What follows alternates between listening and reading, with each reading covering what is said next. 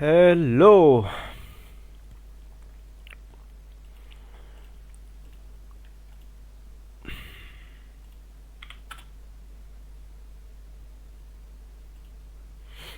Hello cả nhà. Hello buổi trưa thứ hai đầu tuần mọi người. Cơm cháo xong chưa anh em ơi?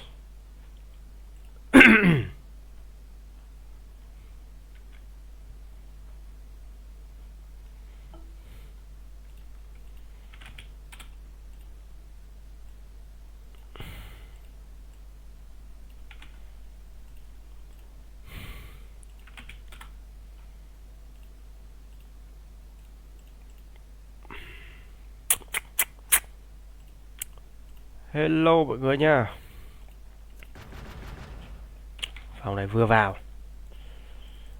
Triển thôi, triển khai thôi.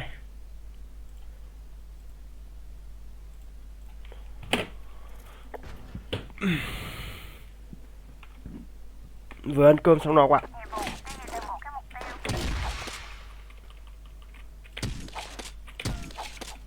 Quá bình thường.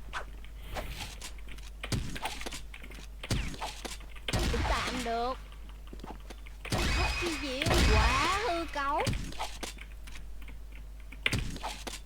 Áo vải chịu hy sinh tiếp theo. Đông thế. Cơm nước gì chưa anh em? Hello cả nhà nha. Quá bình thường.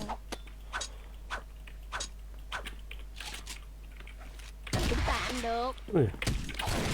Hấp chi diệu. Đủ quả chuẩn thế. Quá hư cấu.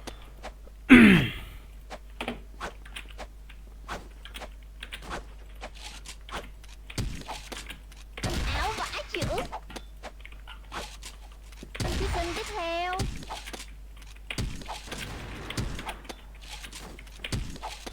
Bơi hết vào đây. Đừng có mà kích, đừng có mà kích.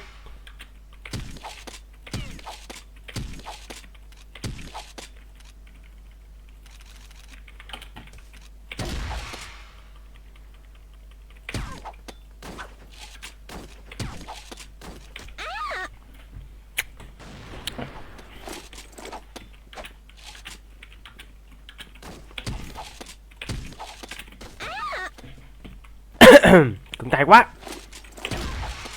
Quá bình thường.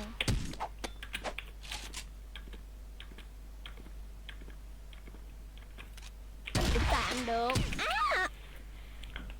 Alo.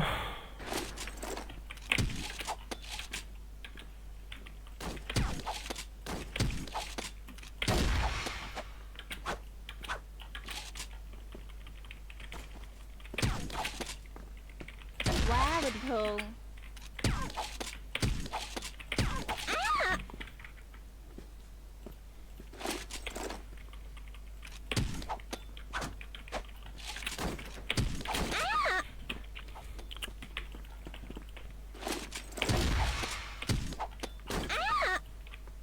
Để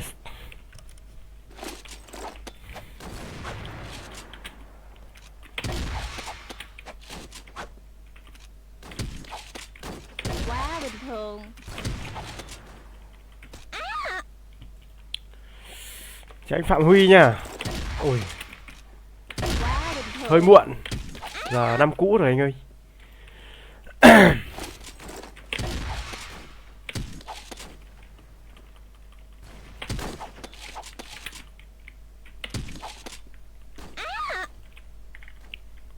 Sao mình không thấy nó nhỉ? Quá bình thường.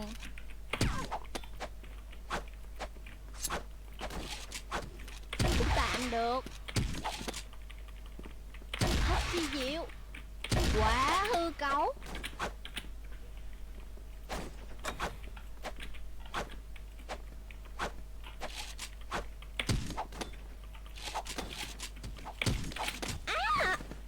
Để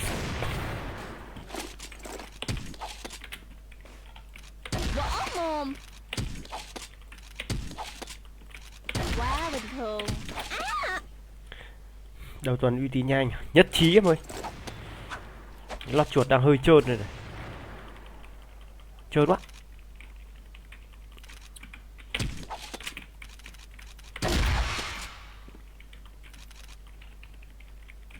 Quá bình thường.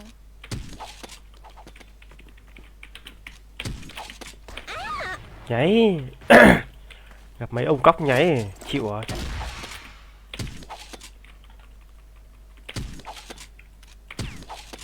Quá bình thường. Cũng tạm được.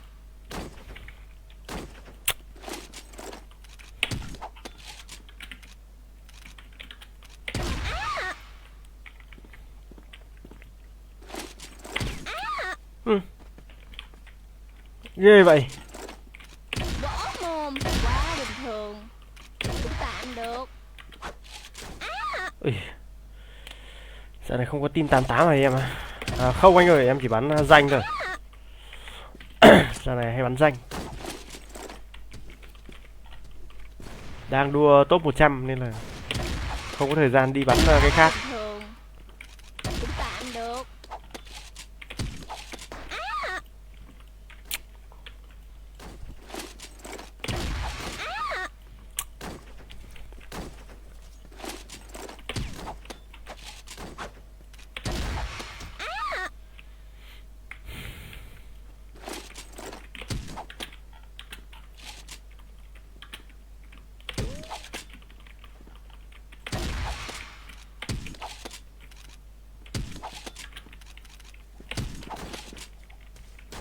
Quá bình thường.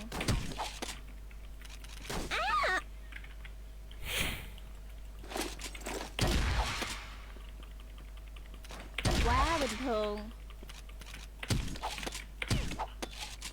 Thế thì chịu rồi. Cũng tạm được.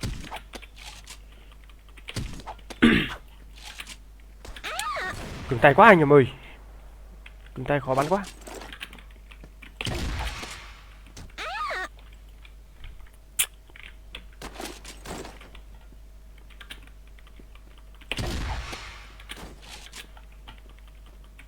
Quá bình thường.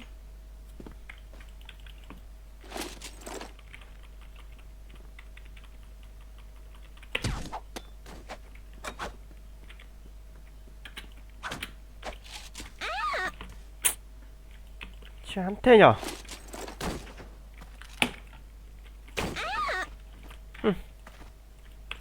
Bắt tốt bên nơi rồi.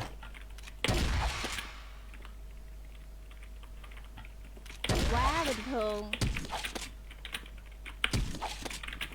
Cũng tạm được.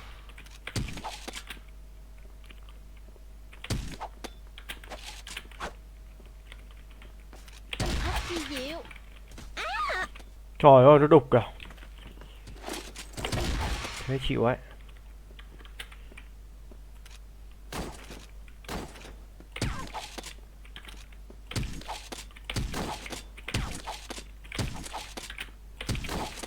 Quá bình thường. Hello Hưng nhá.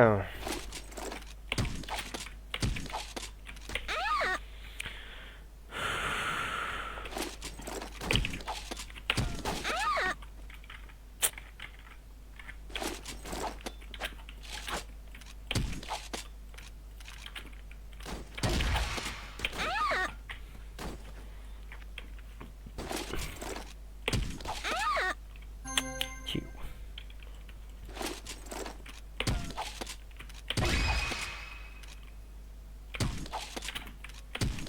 Đâu ấy? Quá bình thường. Mời anh ly cà phê nhé. Ly nước nhé. Anh nhận được 20k này. Cảm ơn Hưng nhiều nhá. Anh nhận được rồi Hưng ơi. Thank you.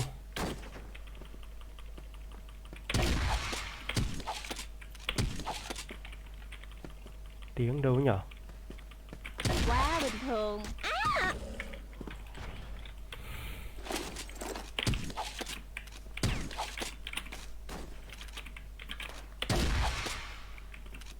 Quá bình thường. Cũng tạm được. Nét không cơ chứ. Khẩu này bắn cảm giác bằng M200 vip không bạn á. Như thế à? Như nhau mà. Nhẹ hơn đấy chứ. Nhẹ hơn tí. Quá bình thường. Cũng tạm được.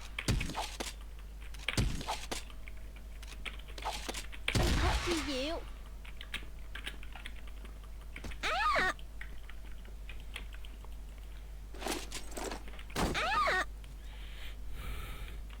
Tối nay bắn rôm nha anh à? Anh lên được thì là bắn. Em cứ chơi trước đi.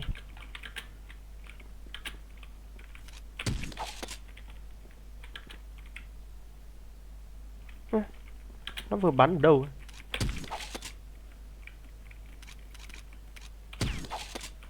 Võ mồm. Quá bình thường. Cũng tạm được. Thật kỳ diệu. Quá hư cấu.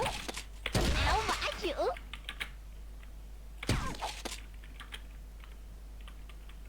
Thí sinh tiếp theo. Thế sao nào? Quay hết vào đây. Phải như thế sao nào? Đấy.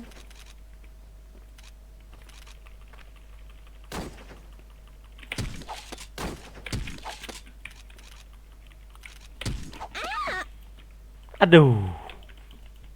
Không được nổi 100 rồi.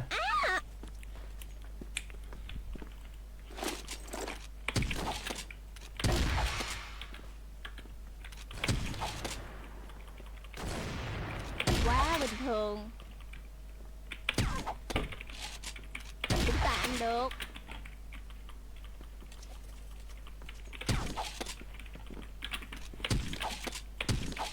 Thật kỳ diệu.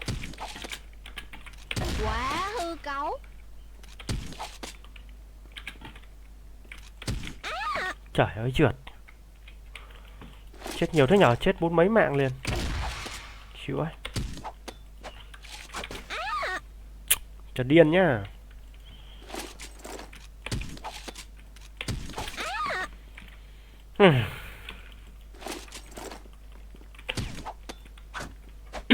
Ít bắn đầu đơn rồi, bắn gà quá.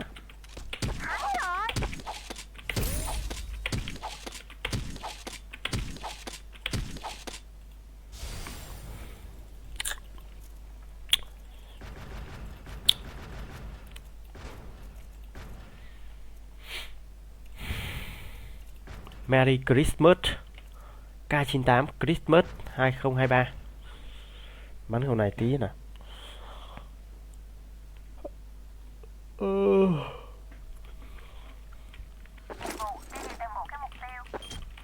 Ồ, bắn thường à? Vãi bìu ấy.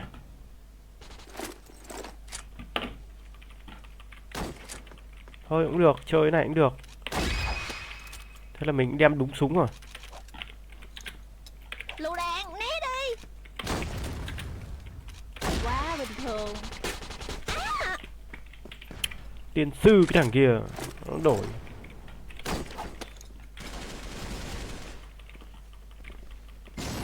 Võ mồm.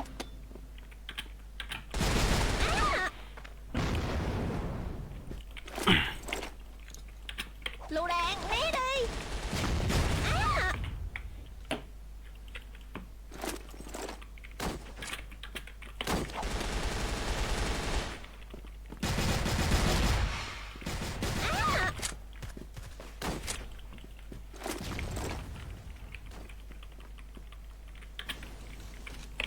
Đang đấu đơn strip ngon lành. Cái định mệnh súng 99 máu. Trời. Lựu đạn né đi.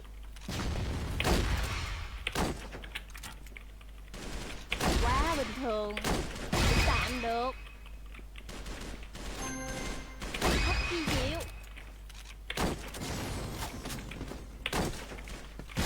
Quá hư cấu.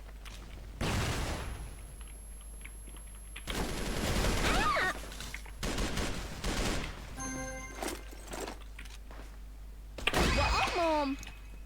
Thế chịu ấy. Lựu đạn né đi.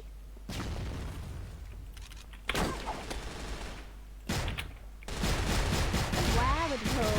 Cũng tạm được. kỳ diệu, quá hư cấu. Bắn ảo nhở. Chả thế nhá. Tới đây on em ơi, tới đây on Hưng ơi. Cho vị nhá. Quá bình thường, cũng tạm được. Thật kỳ diệu.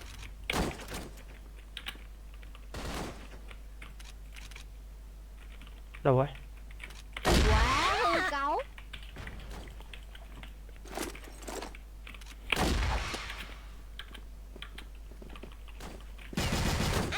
Ui giời, ghê vậy.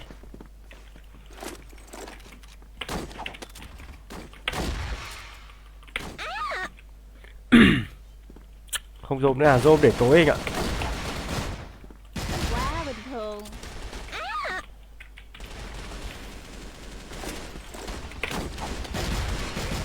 Quá bình thường.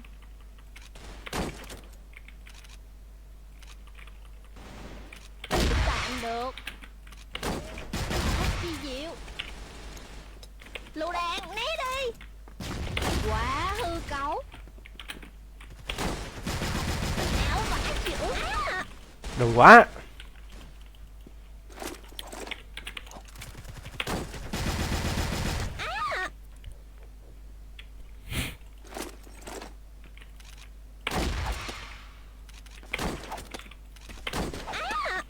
Lại 98 máu kìa. Trời ơi.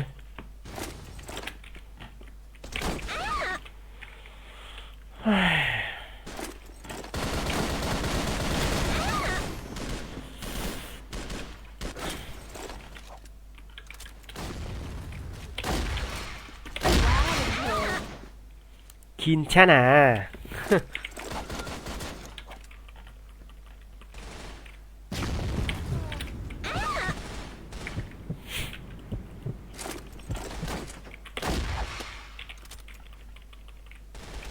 Quá bình thường.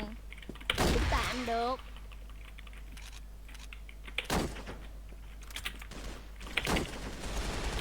Lựu đạn né đi. Ui.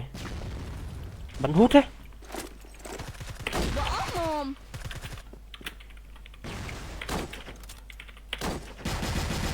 Quá bình thường. Cũng tạm được. Thật kỳ diệu.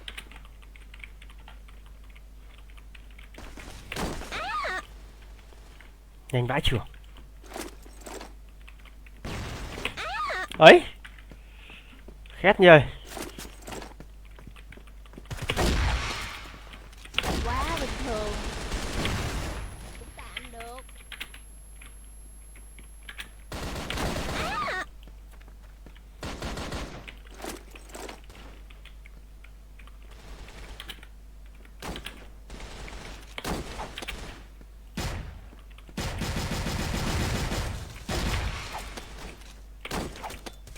Quá bình thường.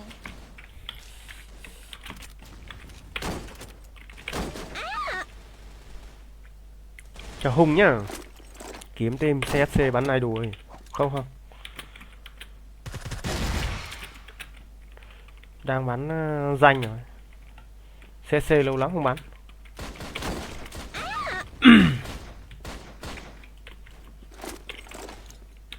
Lựu đạn né đi.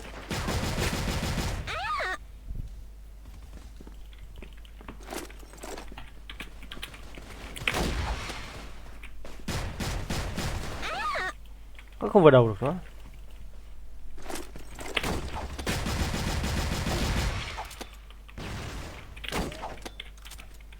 Thôi. Mẹ hỏng rồi.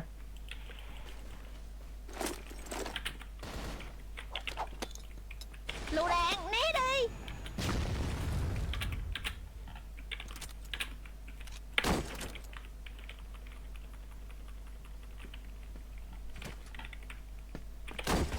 Vỡ mồm.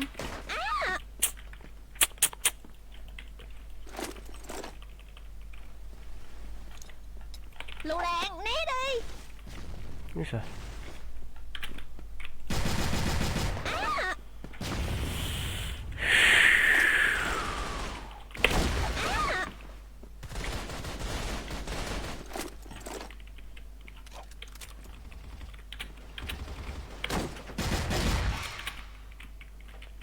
Khin chết à. Chào Tuấn nhá.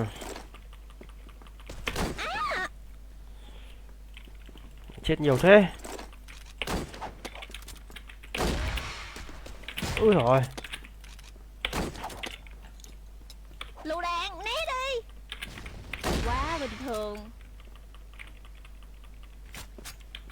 Cũng tạm được. Khin chết à. Chi diệu.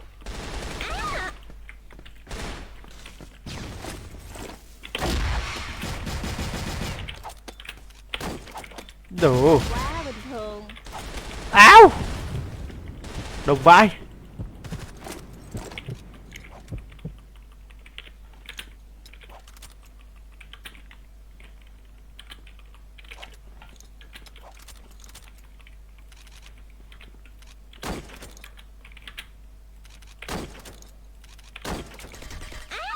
Cái định mệnh bắn kinh thế.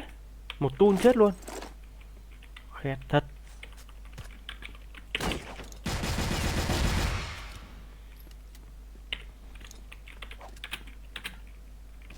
Đâu rồi, vừa nghe tiếng đây mà. Đâu vậy?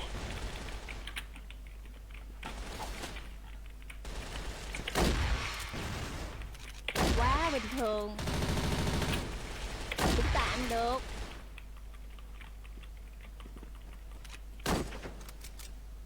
Ấy. Chi diệu. À đủ.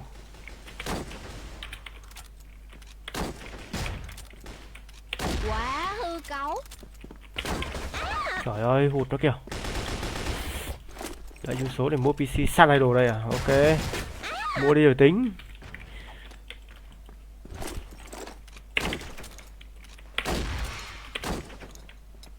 Lựu đạn né đi. Quá bình thường.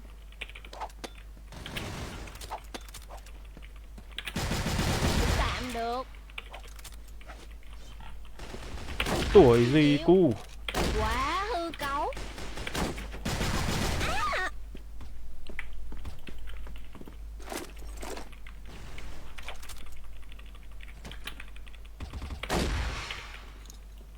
Lựu đạn né đi. Ừ. Quá bình thường. Bắn đau vãi.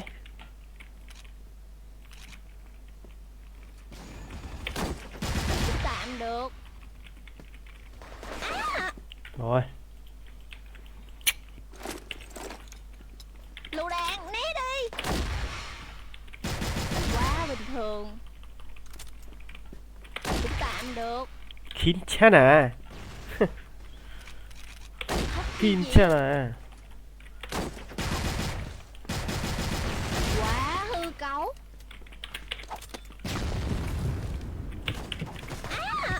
Đụng má. Nó sấy kinh thế.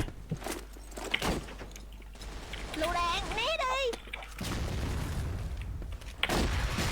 Quá bình thường. Tao sợ mày quá. Tao sợ mày lắm cơ. Ôi trời ơi, hụt.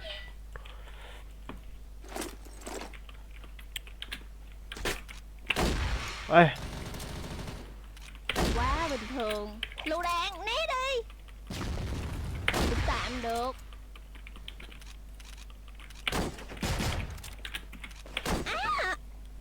có cho bắn cùng không á? Bắn thì bắn nhưng mà chỉ bắn được cùng đấu đơn thôi. Chứ còn bắn danh sao bắn cùng được? Bắn danh phải đi một mình mà.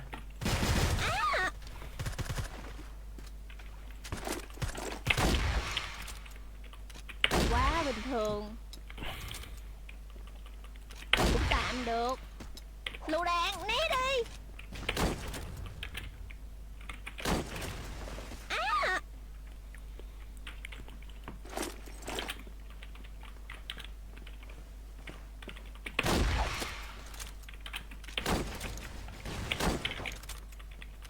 Quá bình thường.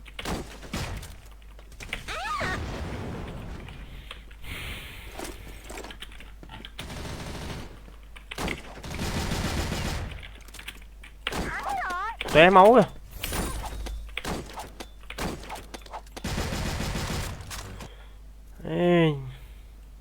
Làm 9 kill bộ. Đi danh như nhỉ hay làm thêm trận nữa nhỉ?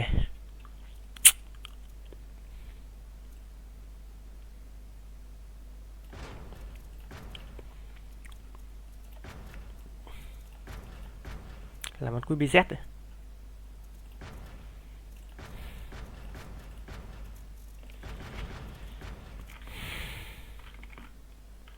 Không biết hôm nay có bị bản quyền nữa không đây? Buồn kinh khủng, mấy hôm nay toàn bản quyền. Toàn bản quyền là bản quyền. Mệt mỏi.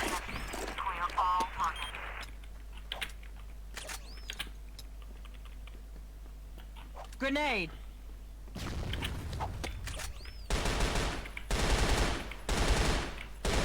Headshot.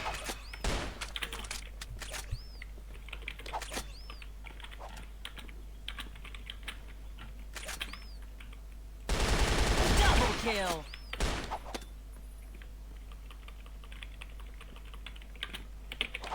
Nốt ván nữa rồi đi danh nha anh em.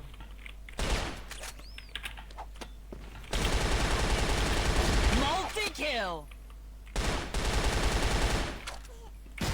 Ultra kill.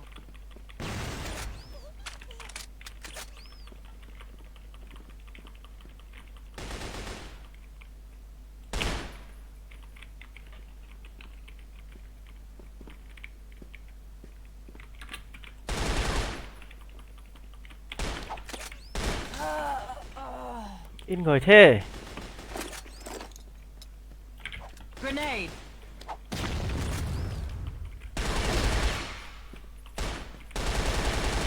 Double kill. Multi-kill.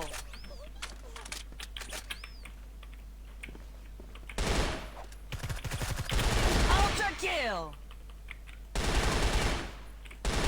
Don't interrupt me.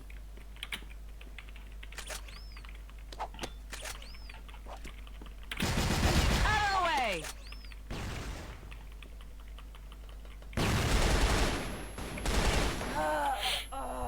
Phòng bao nhiêu bạn ơi? 1324 nhá. Grenade.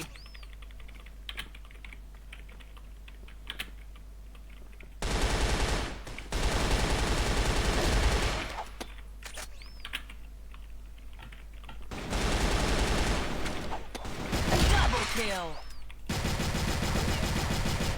Ô, bất tử à? Bắn thế không chết. Multi-kill.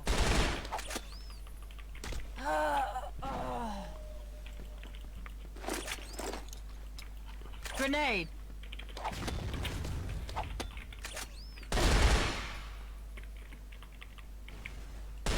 Double kill.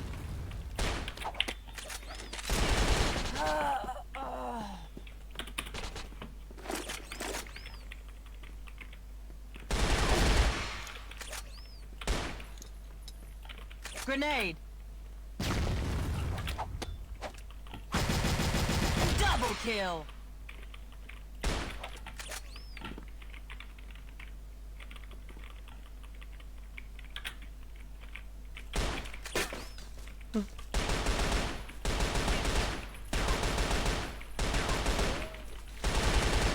Áo!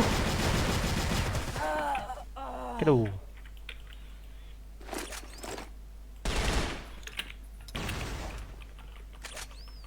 Headshot.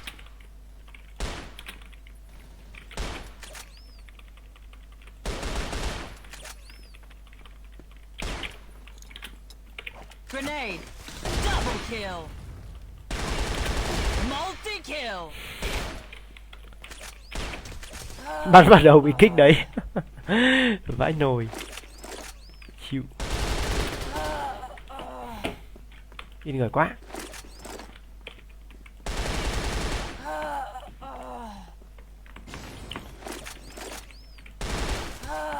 Kinh vãi. Rùa kinh. Double kill.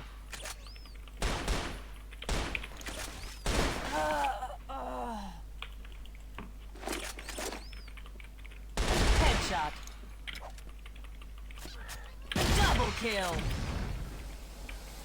And Tim's like, come on, man. Yeah, who cares what kind of soup she Yeah, likes? he's trying to make time, and Chris is blowing When you're the whole sitting around thing. all this great talent, you got Spade, you got Norm And Macdonald. Spade, as me and Audie said the other day, Spade, pound for pound, might be the fucking funniest out of all. When you're Well, sitting that's what I with was going to ask you. Is he? Because I was almost going to ask you to rank them. Everyone always thinks that Chris Rock is the greatest stand-up comic and all that. Great. Is Spade the unsung hero? In other words, is he really the funniest guy in the room? A lot of times he is. I mean, it depends, but I mean, Spade is definitely so fucking funny, and I can't even put my finger on it. But him and Norm just in the room together, whatever their thing is, I feel like filming that as a show. That's what I was going to ask you. In a way, probably everything that happens off camera would probably be a better film than anything Sandler could But dream up. no, because a lot of what they're trying to do is because him and Fred Wolf, this guy Fred Wolf wrote it, and they know everybody well, so they kind of built it around everybody's personality. So there's a lot of. So it's like a buddy movie. It's a buddy movie with a bunch of. It's like The Big Chill. It's like the Rat Pack. It's like The Big Chill, sort of. Right. And A it works. reunion Do you think of- this is going to be a hit, this movie, or is this going to be an embarrassment? No, they test an embarrassment. He's becoming an embarrassment. I can't deliver a kid to my own neighborhood. They tested it 3 times. They said it's the craziest test he's ever had in his life. As far as- Craziest. In other the words, audience loves it so much. this is it. Yeah. Wow. Well, that's very good. And when you shot this movie, were you still fat or were you thin? I was thin. It was this summer, yeah. That's good. I was thin. Yeah. And the best part was, There were girls on set. well, that too. Right. But also the fact that right after I was in Boston, we're staying at the Mandarin Oriental.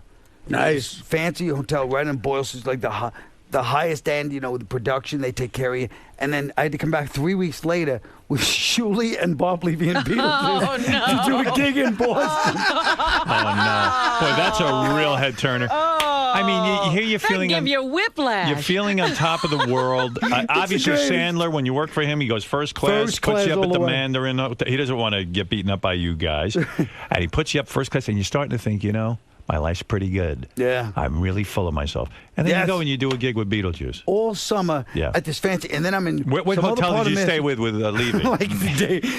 listen to me. First of all, it wasn't in Boston. No, it wasn't in Boston. It's outside Boston. You still have to and drive. and you're still kind of hoping that Shuli's going to take the bullet and room with Beetle. We got a gig in Boston. We're staying at the Newport Inn in Bridgeport, Connecticut. Yeah. And then we drive up, and my joke the whole weekend was that we looked like a retarded Dave Matthews Band every time we get out of the car. Do you have problems working with Beetlejuice? Have you ever shared a room I with him? love working with Beetlejuice. Yeah, but is it hard? He has his own reality show on Howard TV. I now. know, of course. Yeah, it's a big deal. I mean, the I haven't guy's a seen it. star. I'm still a Ronnie Munch show fan, but I'm going to start watching Beetlejuice. You like the Ronnie Munch show? The Ronnie car Munch show is my favorite show of all time. The car show. I love All in the Family, The Honeymooners, and then the Ronnie Munch show. What did you think when JD canceled Ronnie's show? I think he should win a fucking FME. JD. Yes. Yes, you were proud of him. It was the most brilliant thing I think I've ever heard. And he just stood fast, and you're like, you have a chance to bring it back. He goes, no. JD, I don't know if you're up on this because you've been busy. I am. Of course I'm up on it. JD gave Ronnie a shot to go back and do when his you were show. saying that yesterday, it was killing me. Yeah. I was like, don't. Because I Don't knew cave in. It was right after the, Yeah, right after his mother died. How could you do that? I mean, you could stand there and look at Ronnie and say, But that's why JD's brilliant. I And said he to deserves an FME. JD, this was off the air. I said to JD this morning, how are you doing that you gave Ronnie back his show for one show? He goes, all right. And I said, you're going to have to cancel it again if you don't like it. He goes, I know. And I said, well. is he ready for this? So I go, do you still want the power? I just wish this whole thing would go away. Power's not so much I fun. said, yeah. I said, it's not so easy being the boss, is it? It's not. But I said, this is building your character. This is my Afghanistan. Right. One day you might be in charge of something, and this is going to be a lesson for you. What's he going to be in charge? And I said, if Ronnie's show blows, I fully expect you're going to cancel it again. I know. It's just hard. It's just hard. It's just not that fun when we have to walk around and everyone hates you. I said, I know. It's not fun being on the top.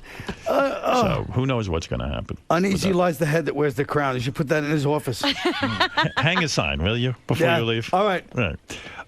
So when you work on a movie like this also, I'm excited about this. What is the name of the movie? Do you know? Grown-ups. Grown-Ups. And when will it be released so I can go see you in a film? June. In June. That's not that far away. That's Believe it far. or not. You're going to do a lot of publicity for the movie? Sure I am. Right. Of course he is. Anecdotes about the set. Anecdotal. You'll go on Jay Go on Leno. the You'll go on Tonight Letterman. Show You'll go. and all those. You'll go on all the shows. You'll ride the Go on by green then. car. If it's alive by then, you'll go on.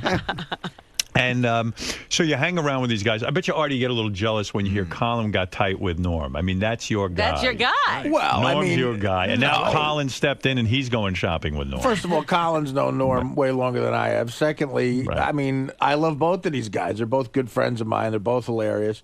And I've been in situations like I shot Dirty Work with Norm in Toronto. Right. And doing a film with somebody is like going to camp with somebody. Right. So you hear these stories. There, you I know what he's remember, talking I about. remember Don't doing the you? same exact type of shit with Norm in Toronto. He really Norm is. needed fashion advice from you? Well, he would say to like his assistant, like he would look at me and go, like, "How come I don't have what fucking Artie has on?" Right. That looks, That's exactly you what know, he that said. looks fucking good, man. And I'm like, Artie's hip, and you're putting me in this shit. Right. And, but I agree with Colin that of all those, no disrespect to all those guys, the funniest two are Spade and Norm. They really are. I They're think funny guys. they're just to hang out with. They're quick. They're fucking Is there a hilarious. competition, though, Colin? Because you're a great comic. Is there a competition when you're on the set with all these guys and everyone's trying to outfunny each other? In a way, doesn't it get exhausting? Like, don't you wish you could just have a real conversation Not to with me, them? but I'm sure to the people that are non-comics, they must have been like, "You, these motherfuckers never shut up," you know. But is there a To us, pressure? it's our nature. That's how we like to be. But is there a pressure, like when you're in the room with Spade, you almost feel like you have to sit there and, like, Norm's no way. busy. You just laugh. I just sit there like an audience and cry at fucking. Because Norm would sit there like Spade's really like the jet. Like, you know, he's like, "Hey guys," and he's always buying dinner and stuff. And then we're in the room, but then Norm, like, he goes, "I don't want anything." And then Spade's like, "Do you want anything?" He goes, "Hold on, let me speak to them." And he speaks to like the room service waiter, and he's like, "Yeah, do you have steak there? Do you have lobster?" It's like 2 a.m. and it was like steak and lobster, like 5 desserts, and I want 4 Cokes. And Spade's like, "Yeah, just do it." Is he doing it to be funny, or is He's he doing it to be eccentric? funny, but then he eats it, you know, He at 3 eats in the it. morning. And it costs He Spade, like, commits. you know, in Spade's room, it costs him like $300. So do you get exhausted? Like, were you ready to go home after working with these guys? In other words, it can get fatiguing, this constant joking, this constant, "I'm going to outdo you, I'm funnier than you." It's like a comedy competition. But it's not like a comedy competition. I mean, we look forward to it every day. Like, I'm not trying to outdo those. Like I said, when Spade and Norm are talking, I just lay back and love it. I can see why Adam Sandler might get annoyed. Were you guys concentrating on the script at all? Yeah, Did you because memorize Sandler's your doing lines? he does everything on those movies. He's just around for. Yeah, but did you memorize your lines? Oh, Did you come yeah, in we're not that prepared? You You know, were ready to work. We're not when the it Three was time to work. Stooges. I mean, And what do you shoot? When you shoot We're one of not these painting comedies, do they give you free reign to ad lib? no. No, you have to follow the You script. fuck around a little bit, but yeah, then they go, "Hey, you know," they'll come over, like the director will be like, "Hey, man, that's great. Let's try it this way now." You know? Right. And then It the seems guys to me it go, would almost be like a Sacha Baron Cohen movie. If you follow Norm into a store with you two guys and you start telling the guy, "I'm not taking my shirt off in front of you." I mean, That would sounds be like a great movie That with would be a Norm. fun movie. You know what it makes me feel when I hear Colin tell those stories, and I become really good friends with Colin, and it's great to see him. But it really, really, because Norm lives in L.A. and so does Spade. I genuinely miss Norm. I genuinely miss hanging out with Makes the you guy. miss the guy, Yeah, yeah. and Spade as well. Like, you genuinely miss that fun, you know. Camaraderie of all hanging out. Yeah, It sounds like, I mean, I don't know whether the movie will be any good, but it sounds like shooting the movie Was fun. It was so much fun. But like I said, we're the comedians. If you ask the other people in the movie, they might be like, "Yeah, those guys are fucking annoying. They're always joking around," you know. Is there sex during the movie? In other words, did any of you hook up with production assistants or a lot of the girls on the set? I imagine Spade has to go through 2-3 women a day. Or who does he have But the following thing him about around? Spade is Yeah. that the reason he is the master is because he'll just fucking lay back. He'll take as much time, and if somebody's interested, then he'll end up with somebody, you know. And he did his thing. Are you getting laid now? Not now. I was going out with somebody for During a the while. but But yeah, you met her on set? no, I met her back here, and then I was coming back. Did you bring her to the movie set to impress her and show No. her all your fancy friends? No. What about Chris Rock? Did he hang out with you guys, or does he think he's Yeah, better Chris than you? Rock. I mean, Chris Rock. I know Chris Rock better than I met Rock and Sandler almost my first day in Would you comedy. guys go to dinner every night together? Yeah, we'd go to dinner. After shooting was over, where did you shoot this thing? We shot it outside of Boston. Outside of us. So that's all you'll have is each other. So Rock and you go to a restaurant. I imagine there's a big commotion. They see Chris There's Rock. a big commotion, yeah. Yeah, and that's fun for you, right? And then you We guys don't care about that part. You but I guys mean, don't attract women and then bang them? But we're not really. I Wow. mean, I don't know. Everybody gets up at like 5 in the morning for these fucking things. So it's like we eat dinner and just cackle and go back to our room. Yeah, we don't know what that's like, Colin. 5 in the morning. Can you holy- imagine Howard getting up at 5 and Very funny. So why are you not with a girl now? What were you depressed just again? broke up. You just broke up. How long did it last?